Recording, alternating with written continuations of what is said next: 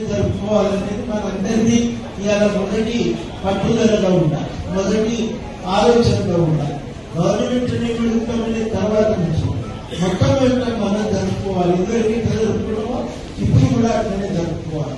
రెండవది ఏంటంటే గవర్నమెంట్ కూడా దీనికి అధికారికంగా గుర్తించి సహాయం చేయాలి.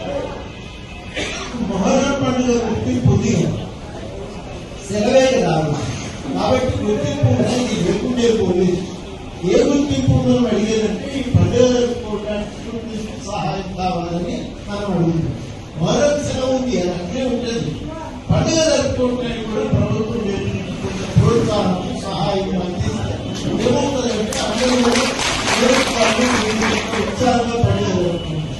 ఈ గవర్నమెంట్ రాకపోతే దసరా పండుగ జరగలేదా, బతుకమ్మ కాలేదు అయినే వెంకటి నుంచి జరుగుతూనే ఉంది. కాకపోతే గవర్నమెంట్ కొంత సహాయం చేస్తే ఏమైతే సౌకర్యాలు కొన్ని కల్పించగలిగితే పండుగ ఎక్కువ ఆనందంగా ఉత్సాహంగా చేసుకుంటారు. అటువంటి ఒక గుర్తింపు కావాలి. పీరీల జామీలు కానీ లేకపోతే పీరీలకు సంబంధించిన మాన్యాలు ఉంటే వాటికి దాన్ని రక్షణ కల్పించాలి. వాటి ఆలనా పాలన చూసేటువంటి పెద్ద మనుషులకు కొంత సహాయం అందించాలి. ఇవి మన గవర్నమెంట్ నుంచి కోరుదాం. కోరినటిని సాధించుకోవడానికి ప్రయత్నం చేద్దాం. అన్నింటికీ కూడా ముఖ్యమంత్రి గారు ఇది సాంస్కృతిక వ్యవహారానికి వేరే ఆయనని వెళ్ళి మనం మాట్లాడుకుంటే బాగా కాబట్టి ఇద్దరు కూడా వెళ్ళి అందరూ కూడా వెళ్ళి కలిసి ఒక మాట చెప్తే కాదని ఆయన కూడా, ఎందుకంటే ఆయన కూడా ఈ పీరీల పండుగ చూసి